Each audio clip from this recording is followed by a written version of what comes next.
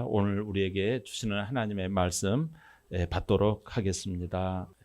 우리에게 주신 하나님의 말씀 로마서 9장 6절에서 8절까지 말씀 교독합니다. 그러나 하나님의 말씀이 폐하여진 것 같지 않도다. 이스라엘에게서 난 그들이 다 이스라엘이 아니요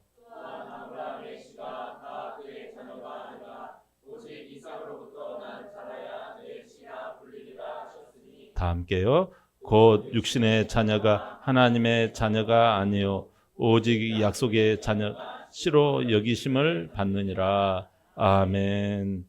자, 우리에게 주시는 하나님의 말씀 제목 한번 고백합니다. 시작. 축복된 약속의 자녀. 잠깐 기도합니다. 사랑의 하나님 아버지, 오늘 주님께서 이 설 주간에 귀한 말씀 주심을 믿습니다. 하나님, 나에게 필요한 말씀 주시어서 인간적인 생각, 판단 다 내려놓게 하시고 겸손한 마음으로 하나님 먼저 하나님 아버지의 말씀을 받는 신실한 믿음이 되게 하여 주시옵소서. 감사드리오며 예수님의 이름으로 기도하옵나이다. 아멘. 제가 종종 이런 이야기를 들어요. 나는 사실 3대째 예수님을 믿고 있습니다. 근데요, 어찌된 일인지 저는 그냥 덤덤해요. 저희 할아버지가 장로님이셨고요. 저희 아버지가 집사님이셨어요. 교회도 다닐 때는 다니고 또 못 다닐 때는 못 다녀요. 그래서 교회는 익숙해요. 이런 식으로 말하는 사람이 있어요. 근데요, 제 친구는요, 그 집에 아무런 별 볼 일이 없어요. 그냥 뭐랄까요, 부모도 믿지도 않아요. 믿는 가족도 없어요. 근데 그 친구 보면 얼마나 예배 시간에 뜨겁게 찬양하고 이렇게 하나님을 정말 너무나 이렇게 가까이 하는 모습이 부러울 정도예요.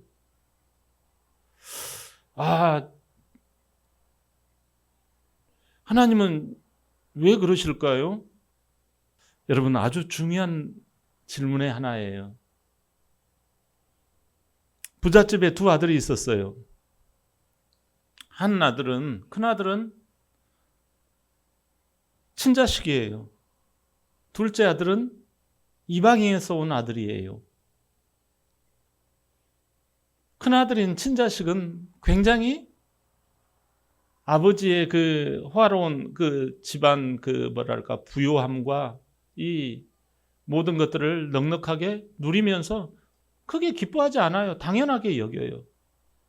근데 이방인에서 온 아들은 어느 순간 자기가 입양해 왔다라는 걸 알고 태도가 달라지기 시작하고 아버지를 더 존중하고 아버지의 말씀에 대해서 순종하며 따라갑니다.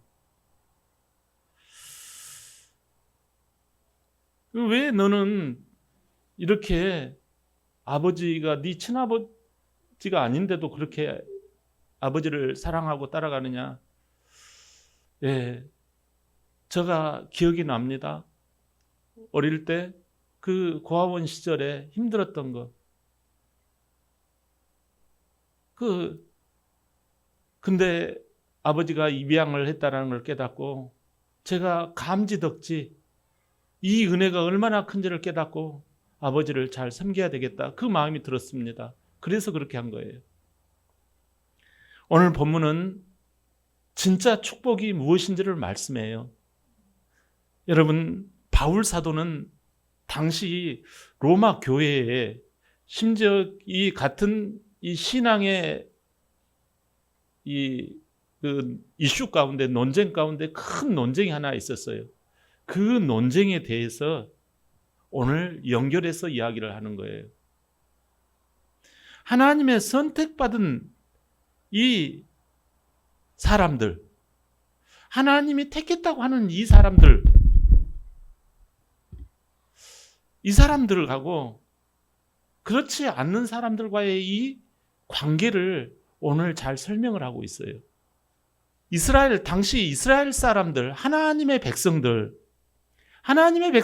선택받았다고 항상 깨달았어요.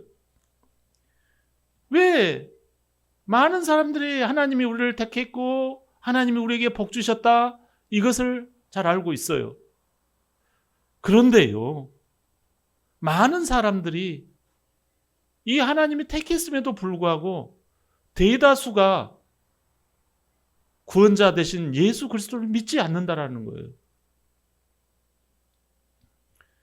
심지어 핍박하고 거부하는 거예요. 예수 믿으라고 하면 오히려 욕하고 저주하는 거예요. 그 당시 유대인들은 자신들이 항상 믿고 있었던 그 하나님이 사랑했던 인물, 자기들의 조상이라고 여겼던 이 아브라함의 자손들, 후손들이거든요. 그러니까 자동으로 아브라함의 후손은 하나님이 사랑했기 때문에 나는 하나님의 사랑받는 자녀다, 하나님의 백성이다라는 것이 자동적으로 인지가 되어졌어요. 태어날 때부터 나는 우리 민족의 전통을 따라서 할례, 수술의 자국만 있으면 나는 하나님께 구원받는 진짜 축복의 자녀라고 여겼어요. 그럼에도요, 이들 대다수는 구원자로 오신 예수님에 대해서 거부하는 거예요. 오히려 다른 나라 사람들, 다른 외국 사람들이나 이방인들이 예수 그리스도의 복음을 듣고 구원을 받는 거예요. 이게 큰 충격인 거예요, 여러분. 그러면 하나님의 말씀은 어느 게 맞느냐라는 거예요. 본문 6절 한번 다 같이 읽어볼까요? 봉독해 볼까요? 시작. 그러나 하나님의 말씀이 폐하여진 것 같지 않도다. 이스라엘에게서 난 그들이 다 이스라엘이 아니요. 아멘. 자, 말씀이 폐해진 것이 아니다. 말씀이 잘못되지 않았다라는 거예요. 오히려 한 단계 더 나아가서 이스라엘에게서 난 그들이 다 이스라엘이 아니라는 거예요. 이건 놀라운 말씀 아닙니까? 근데 진짜 이스라엘 백성의 자격은 거기에서 나오지 않는다라는 거지요. 깜짝 놀랄 이야기지요. 신앙의 집안에서 내가 태어났다고 구원받느냐? 아니라는 거예요. 여러분, 그러면 진짜 축복된 그 축복의 자격은 뭘로 결정되는 걸까요? 진짜 하나님이 사랑했다고 하는 그 이스라엘 백성들의 자격은 뭘로 결정될까 하는 거예요.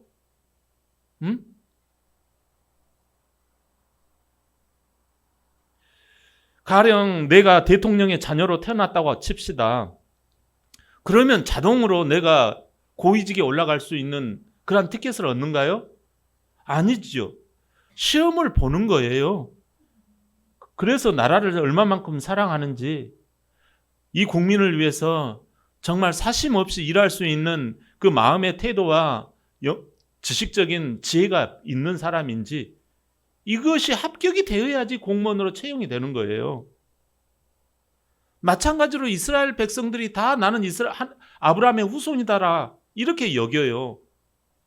그래서 수술받은 할례 자국만 있으면 나는 어떻게 행동하든지 대충 그냥 신앙생활 한다고 치고 자기 식대로 해버리면 그게 하나님의 이스라엘 백성이냐라는 거예요. 근데 하나님의 말씀은 아니다라는 거예요. 여러분,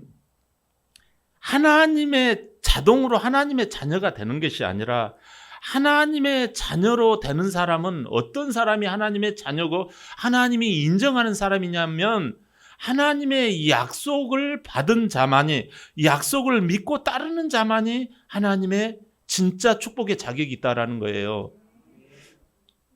본문 7절 봅시다.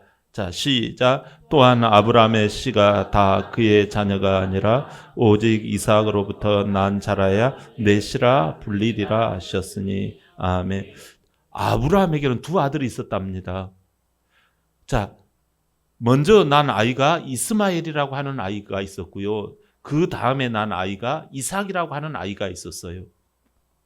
둘 다 아브라함의 씨예요. 씨라는 말은 후손이라는 말이에요. 자손이라는 뜻이에요. 여기서 하나님의 자녀가 된 자식이 누구냐라는 거예요. 결론부터 이야기하면 이삭이에요. 먼저 난 이스마엘이 아니에요. 이삭만 약속의 자녀라는 거예요. 진짜 축복의 자격이 있는 자녀라는 거예요. 왜요? 왜요? 하나님의 약속을 믿고 그대로 해서 난 자녀이기 때문에 그래요. 이삭은 아브람도 사라도 손을 놓아버렸어요. 아, 이제 여보, 당신은 100살, 나는 90살. 이제 우리한테 무슨 옛날 소망이 있겠느냐? 우리는 육체적으로, 신체적으로 다 이제 아이를 낳을 수 있는 형편이 아니다. 이렇게 해가지고 다 얘를 못 낳는 거라고 생각을 했어요. 근데 100세와 90세의 아이를 낳은 거예요. 아브람과 사라는 기댈 언덕이 없었어요. 그분의 말씀이 네에게 아들이 있으리라 라고 말씀하셨어요. 내가 네에게 아들을 주마 라고 말씀하셨어요. 그것을 믿고 자기의 몸을 쳐다보지 않고 하나님의 말씀을 약속으로 고리를 걸었단 말이에요. 그렇게 해서 난 아이가 이스마엘이다, 이삭이다. 이삭이다라는 거예요. 여러분, 하나님께서 야, 네가 나를 진짜로 믿었구나. 네는 진짜 축복의 자격이 있어 하고 딱 주신 거예요. 그러니까 아브라함을 믿음의 조상이라고 한 거예요. 믿음을 처음에 시도했던 사람이다. 여러분, 믿음은 그래서 보이지 않아요. 안 될 것 같은데 믿는 거예요. 여러분, 이 믿음이라고 하는 것은 하나님께서 너는 내 자녀라. 이것은요, 약속을 따라간 그 자녀만 내 자녀라고 진짜 축복의 자격을 주시는 줄 믿습니다. 놀라운 기적을 그에게 주신 거예요. 은혜를 따박따박 안겨주신 거예요. 이게 진짜 축복이라는 거지요. 약속의 자녀의 진짜 축복은 하나님 말씀을 그대로 참 약속으로 믿을 때 나옵니다. 내가 개인적으로 믿고 받아들이면 오케이예요. 그거예요. 단순해요. 뭐가 연구하고 자시고 할 게 없어요. 복음은 쉬워요. 지금 내 환경이 사방으로 우겨싸움을 당할 수 있어요. 빚이 많아가지고 늘상 걱정해요. 돈 갚을 게. 여러분, 인간관계가 얼마나 요즘 스트레스가 많습니까? 그것 때문에 출근하기가 싫고요. 정말 만나기가 싫고 눈을 마주치기가 싫은 사람도 있어요. 직장이 불안한 사람도 없잖아 있겠지요. 심지어 여러분 건강이 좋지 못해서 마음이 우울해질 수도 있어요. 이럴 때일수록 여러분 환경이 힘들 때일수록 하나님의 말씀을 영접하는 거예요. 말씀에 대해서 호감을 갖고 어서 오십시오 하고 받아들이는 거예요. 그럴 때 하나님께서 그걸 너는 그 약속을 믿고 있구나. 내 말을 약속으로 믿고 있구나. 그래서 내 안에 말씀이 들어오잖아요. 오늘 이렇게 말씀이 들어오면 그걸 딱 지키는 거예요. 때로는요, 우리의 몸을 함부로 막 놀리도록 마귀가 유혹을 해요. 그럴 때 우리는 부정적인 생각을요 몰아내야 합니다. 예수 그리스도 이름으로 추방시켜야 합니다. 찬양으로 하나님을 영접하고 어둠의 기운을 내몰아야 합니다. 말씀을 읊조리면서 주님을 의지해야 합니다. 그게 믿음을 사용하는 거예요. 그걸 믿음이라고 해요. 이게 생명인 거예요. 여러분, 그 믿음을 따라 사는 것이 바로 약속의 자녀고 축복의 자격이 되는 거예요. 하나님이 인정함을 받는 거예요. 할렐루야. 여러분, 이처럼 약속의 자녀가 되면 어떤 유익이 있을까요? 먼저 고린도후서 5장 7절 볼까요? 시작. 우리가 보는 것으로 행하지 아니함이라. 아멘. 여러분, 우리가 이처럼 약속의 자녀가 되어지면 믿음으로 행하게 되어진다라는 거예요. 내 삶의 가치관이 딱 잡히게 되는 거예요. 선택의 기준이 딱 잡히는 거예요. 약속의 자녀니까. 네? 여러분, 영안이 열리는 거예요. 영안이. 하나님이 뭘 말씀하시고 뭘 기뻐하시는지를 내가 분별할 수 있을까요? 없을까요? 있지요. 예전에는 사람 눈치 봤지요. 그러나 이제는 우리는 누구 눈치를 봐요? 하나님의 눈치를 보는 거예요. 설날에 여러분 부모에게 절하잖아요. 하나님께 절하는 게 예배예요. 이게 우리 부모의 아버지가 누굽니까? 하나님 아닙니까? 네? 하나님께 예배하는 거예요. 얼마나 귀합니까? 그게 믿음으로 살아가는 거예요. 할렐루야. 제가요 한 번은 우리 그 집에 와가지고 있는데 사모가 희한한 이야기를 해요. 여보, 아니 우리 교회 성도가 아니 정말 이 멀리 떨어져 있는데 진짜 힘들고 어려운 초상이 난 그 사람 집에 가가지고 문상을 하고 왔대. 그 이야기를 하는 거예요. 여러분, 결혼식장에 가는 것보다도 상가에 초상집에 가는 것이 더 복되다고 전도서에 말씀하잖아요. 그것을 그대로 실천한 거예요.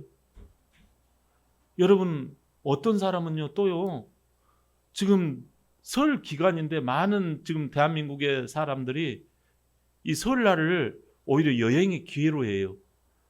그래서 우리 성도 중에서 지금요 오늘 하나님 앞에서 나는 약속을 따라 행하고자 오늘 예배를 드리면서 이제 조금 있다가 기차표를 사가지고 그 자기 가족들이 떠난 그곳으로 출발해야 할 친구가 이 성도가 있어요. 주의를 지키고자. 또 우리 교회 어떤 성도는요 이번 설 기간 동안에 아니 야 가족끼리 같이 외국을 가자 해가지고 막 설득을 했다는 거예요. 야 교회 하루 정도 빠진 거 목사님도 인정할 거다. 아니에요. 나는 오늘 예배를 드려야 해요. 해가지고 예배를 드리는 거예요. 이게 믿음을 따라서 살아가는 거예요. 아멘. 이게 믿음을 따라 여기 그 말씀 있잖아요. 네? 우리가 믿음으로 행하고 누가 처지대로 형편대로 이런 사람 때문에 우리 교회가 하나님께서 이렇게 든든하게 세우신 줄 믿습니다. 내 삶의 가치관, 선택의 기준이 달라지잖아요. 놀랍잖아요. 둘째, 갈라디아서 4장 6절 7절. 자, 시작. 너희가 아들임으로 아빠, 아버지라 부르게 하셨느니라. 그러므로 내가 이후로는 종이 아니요 아들이니 아들이면 하나님으로 말미암아 유업을 받을 자니라. 아멘. 여러분, 종이 남이에요. 종은 종이지만 남이에요. 근데 남이 아니라 하나님의 자녀란 거예요. 심지어 유업을 받을 자라는 거예요. 우리가 미래적으로는 하나님 나라의 영생 천국을 우리가 받게 되어져요. 그런데 여러분, 이 땅 가운데서도 예수님을 약속의 자녀로 믿고 살아가면 어떻게 되어져요? 생명을 얻되 더 풍성히 얻고 하나님이 주시는 평강과 하나님의 공급하시는 그 은혜가 충만해지는 줄 믿습니다. 그런다라는 거예요. 여러분, 얼마나 좋습니까? 이게 여러분 복된 설을 맞이하는 우리의 모습이 되어야 할 줄 믿습니다. 자, 그러면 현실은 어떤가요? 본문 8절 한번 볼까요? 자, 본문 8절 시작. 곧 육신의 자녀가 하나님의 자녀가 아니요 오직 약속의 자녀가 씨로 여기심을 받았느니라. 아멘. 여기 육신의 자녀가 하나님의 자녀가 아니라는 거예요. 여러분, 육신의 자녀 쪽으로 간다라는 게 많은 사람들이 이쪽으로 가요. 여러분, 육신의 자녀라는 말은 세상 혈통으로 태어난 자녀를 말하기도 하지만 자신의 생각대로 살아가는 것, 하나님을 믿지만 자기의 생각대로 그냥 이렇게 예외를 쳐버리는 것, 그것은 바로 육신의 자녀라는 거예요. 세상 욕망을 의지하며 살아가는 사람을 말해요. 한 번은요, 아브라함이 잠시 하나님 말씀을 의심한 적이 있었어요. 그래서 임신이 안 되니까 어떻게 하는 거 아니? 대안을 생각해요. 자기 안에서 대안을 생각한 거예요. 에이, 다른 여자를 통해서 우리가 임신을 하자. 그래서 얘를 낳으면 되겠지 하고 아내랑 합의를 해요. 하나님은요, 사라에게서 난 아들이야만이 하나님의 신앙을 이어갈 자라고 인정을 해주셨는데, 하도 자기들 생각, 자기들 그 힘으로 안 되니까 이렇게 어떻게 해요? 밀어붙이는 거예요. 그래가지고 하갈이라고 하는 그 여자에게서 임신을 시켜가지고 얘를 낳아버려요.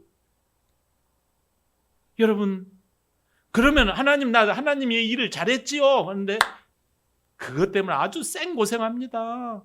지금 중동 전쟁이 일어나잖아요. 이스라엘과 중동, 아랍. 이 원인이 바로 이 이스마엘 때문에 그래요. 그게 바로 자기 식과 자기 방법대로 했기 때문에 그렇단 말이에요. 그 중동 전쟁의 한 원인이 이 자기 실력으로 하려다가 그 육신의 자녀를 낳는 바람에 그런 일이 생겼다라는 거예요. 우리나라 고려시대 때 음서제도라는 거 있었어요. 자기 고관 대작들, 이 정말 귀족들이 자기 힘으로 자기 자녀들이 과거 시험을 보지 않고도 이 관직에 올라갈 수 있는 제도가 음서제도였어요.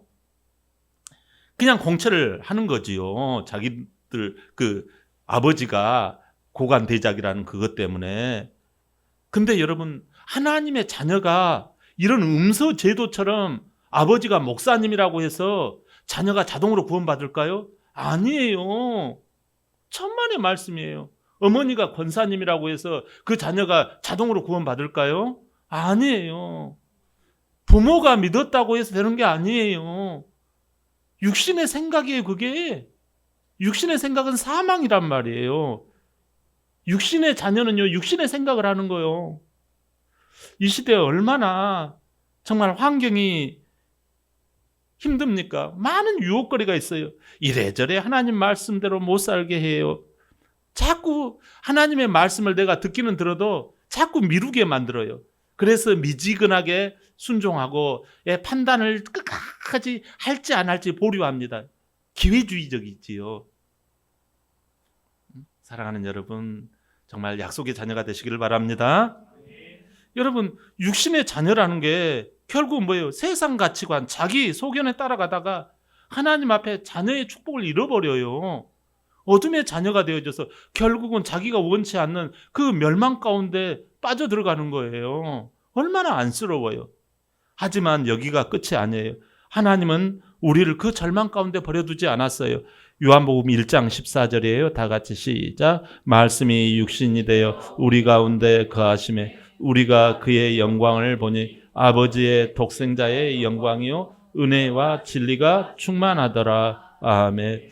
여러분, 말씀이 육신이 되었다라는 것은요, 수천 년 전부터 하나님이 약속하신 그 말씀대로 친히 이루어 주셨다라는 거예요. 우리 앞에 자녀의 그 축복이 우리 가운데 있었는데 이걸 잃어버리고 육신의 자녀, 어둠의 자녀가 우리가 되어버리고 말았잖아요. 결국 멸망 가운데 들어갈 수밖에 없어요. 근데 그 죄값으로 육신의 자녀로 오셨어요. 왜? 우리가 죄를 지었으면 죽어야 되기 때문에. 그래서 육신의 모양으로 하나님이 내려오셨어요. 죄가 없는 하나님이 아들 예수님이 되어져서. 그래가지고 십자가에서 죄를 지면 피 흘려 죽어야 되거든요. 예수님이 그래서 십자가에서 피 흘려 죽으셨어요. 그리고 저와 여러분의 죄를 다 갚았다 그러면서 다 이루었다고 하셨어요. 아멘. 여러분, 그러니까 왜 그러면 예수님은 우리에게 그렇게 하셨을까요? 우리를 너무 사랑하시기 때문에. 또 여기 보니까 본문에 은혜와 진리가 충만했다고 해요. 예수님은 우리 죄를 해결해 놓으시고 새롭게 해 놓으신 게 있어요. 그게 바로 부활이에요. 다시 살아난 것은 의롭기 때문에 살아나는 거예요.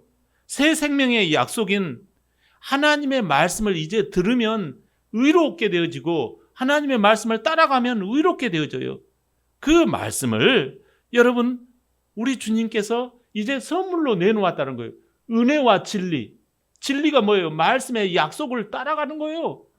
하나님께서 이제 너희가 육신의 자녀가 아니라 하나님의 그 진리의 약속을 꽉 잡도록 우리 하나님께서 선물로 꾸러미를 내놓으셨어요.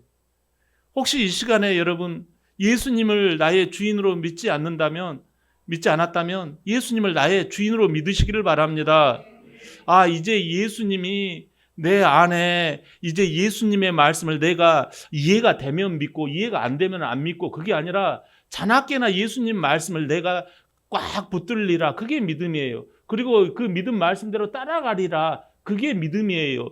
그 내가 예수님의 말씀대로 믿고 따라가고 내가 복을 누리리라. 이게 예수를 믿는 거예요. 할렐루야.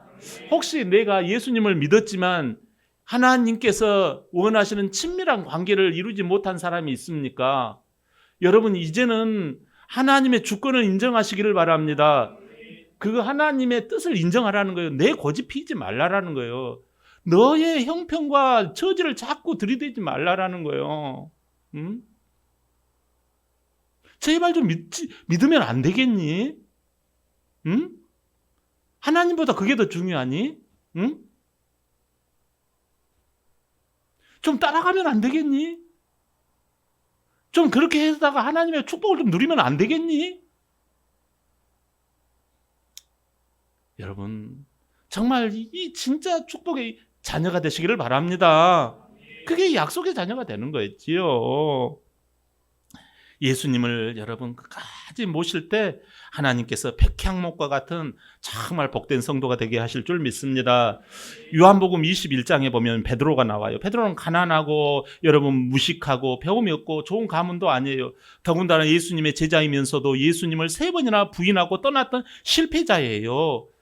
괴로운 것은 수제자라고 하는 그가 예수님의 인정을 받았음에도 그가 예수님을 배반했다라는 것이 얼마나 힘들고 괴로웠겠어요. 그러나 부활하신 예수님을 만납니다. 그때 예수님이 그래요. 네가 나를 사랑하느냐 그래요. 그럴 때 베드로가 뭐라 그래요? 주께서 모든 것을 아시오매 내가 주를 사랑하는 줄을 주님께서 아십니다. 이런 고백을 해요. 그러자 주님이 그 말씀을 듣고 이렇게 말씀하세요. 내 양을 먹이라. 이렇게 말씀하십니다. 그 약속을 믿고 따라간 거예요. 베드로는 자기 자신이 회개하고 내 양을 먹이라. 그걸 따라갔더니 여러분 이 베드로가 그걸 따라갔더니 하나님께서 놀랍게 대사도로서 인생을 멋지게 마감할 수 있도록 하나님께서 그와 함께 해주십니다. 여러분 베드로의 자격을 보았겠어요? 베드로의 조건을 보았겠어요? 베드로의 뭘 봤겠어요? 베드로가 약속의 말씀을 붙들었는가 그걸 본 거예요. 주님이 좋은 말로 권면했을 때 그걸 배반한 사람이 아니라 그 말씀을 듣고 그냥 간 거예요. 여러분 우리에게 교회는 말씀의 공동체입니다. 약속의 공동체예요. 무슨 약속을 하면은 정말 하나님 앞에서 좀 클리어하고 다른 사람을 좀 안심시켜주고 그러면 여러분 공동체가 든든히 세워져 가요. 희미하고 애매하고 그러면 그 약속의 자녀가 아닙니다. 기회적이지요. 우리 하나님 앞에서요. 정말 우리는요. 내가 나의 나됨이 위에 이미 딱 결론으로 정해져 있잖아요. 이 약속의 공동체 설 주간에 복음을 위해서 우리가 정말 약속을 붙들어야 할 줄 믿습니다. 끝까지 여러분 정말 주님 안에서 진짜 약속의 자녀로서 덕을 끼치시기를 주의 이름으로 축원합니다. 아멘.